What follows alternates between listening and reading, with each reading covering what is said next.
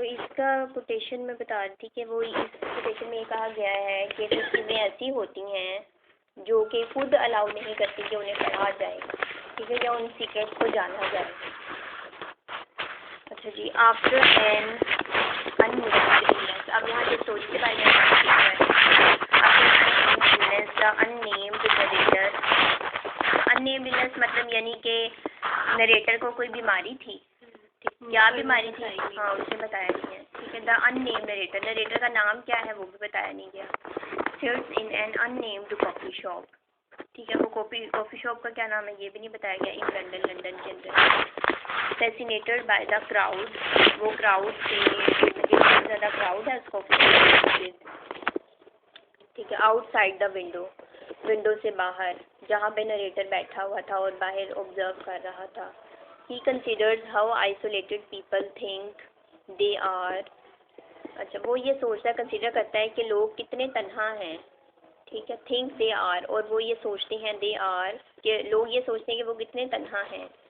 Despite the very denseness of the company around, अच्छा इस बात को जानते हुए कि उनके इर्द गिर्द बहुत ज़्यादा थिकनेस है, बहुत ज़्यादा क्राउड है, कंपनी है, लेकिन उसके बावजूद वो अपने आप को तन्हा महसूस करते हैं, ठीक है। ये नरेटर कह रहा है, बात कर रहा है द नरेटर। अब यहाँ पे कॉन्फ्लिक्ट आ गया ना कि आउटवर्ड तो कुछ और हो रहा है, क्राउड मौजूद है, ठीक है, लेकिन मैन के अंदर या वो जो दूसरी लोग हैं, जितने भी लोग हैं उनके अंदर तन्हाई है उनकी इनर वर्ल्ड में।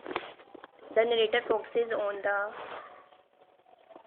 डिस्क्रिपिट ओल्ड मैन, अच्छा फैबल इसका मतलब यानी कमज़ोर, एक कमज़ोर बूढ़े आदमी की वो बात करता है। सम 65, जो कि 65 ईयर्स ओल्ड है और 70 ईयर्स ओल्ड है of his age. And the narrator dashes out of the coffee shop, narrator जो है वो कॉफ़ी शॉप से बाहर आता है। To follow the man from afar, यानी फ्रॉम अफार दूर तक उसका पीछा करने के लिए, ठीक है, बहुत देर से उसका पीछा करने के लिए उसके कॉफ़ी शॉप से बाहर आता है। This chase lasts through the evening and into the next day. वो पीछा करता जा रहा है, अगली शाम हो गई और फिर अगला दिन आ गया, अभी तक वो पीछा कर रहा है।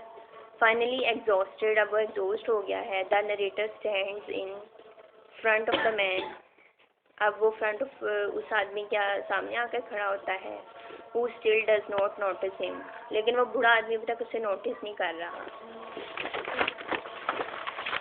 The narrator concludes the man is guilty of some terrible unnamed crime, तो वो नरेटर इस कंक्लूजन पे पहुंचता है कि वो आदमी मेरा सामना इसलिए नहीं कर रहा क्योंकि वो गिल्टी है, ठीक है, किसी टेरिबल अननेम्ड किसी क्राइम की वजह से में भी वो गिल्टी है, इसलिए वो मेरे सामने नहीं आना चाहता। वो पर्पसली, वो जो राइटर का नाम है, पर्पसली प्रेजेंट्स द स्टोरी, वो स्टोरी को प्रेजेंट करता है as a sort of mystification, ठीक है, मिस्ट्री से ये वर्ड निकला, mystification. Invites readers to surmise the old man's secrets themselves, ठीक है, इसके अंदर मिस्ट्री मौजूद है जो कि रीडर्स को इनवाइट करती है कि वो उस ओल्ड मैन के सीक्रेट्स को खुद से समझने की कोशिश करें। Poe prided himself on his ability to create and solve cryptograms. He is known today as one of the most beloved mystery writers in history.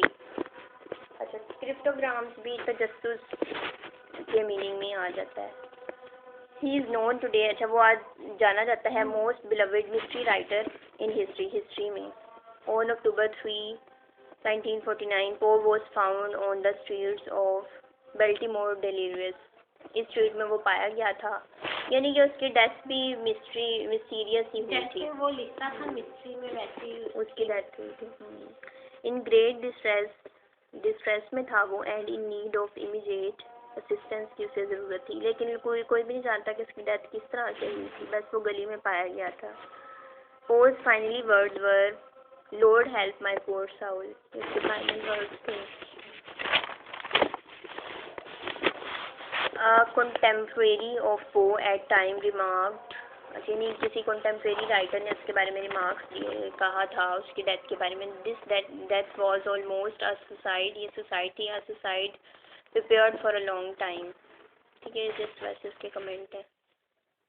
ये तो मैंने खुद लिखा हुआ कि may be the old man is the resembling figure of the narrator, हो सकता है, एंड ही ऑल्सो कंपेल्स, और वो उसे मजबूर करता है कि नरेटर जो है वो टू परस्यू हिम, कि वो उसका पीछा करे।